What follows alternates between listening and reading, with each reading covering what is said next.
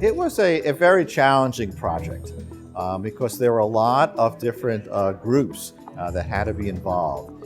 There was the after-school program, which was called After School Matters, but that had a lot of different elements. There was the leadership of the program, there were the supervisors, the instructors were hired by the program.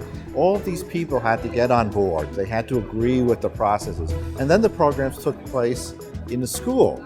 So the principal of the school had to be involved, and there was a liaison between the school and After School Matters. So we had to get everyone on board on that, and then we wanted to make sure that the results that we found would be believable by outside groups, particularly if they developed more marketable job skills. We thought that they might not believe us. I mean, because everyone believes, well, I'm a university professor. I would hire any underprivileged young person.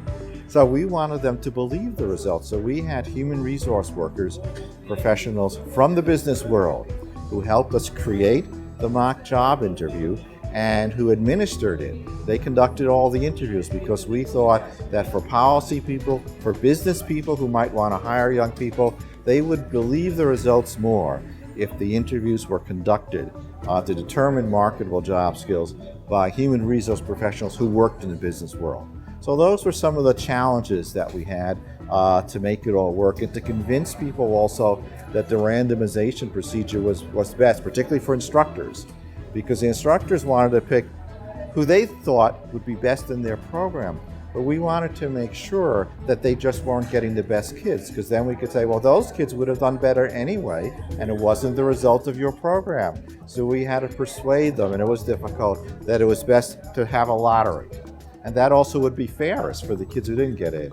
And ultimately, we were able to do that. But it took a lot of effort. There was a lot of challenges.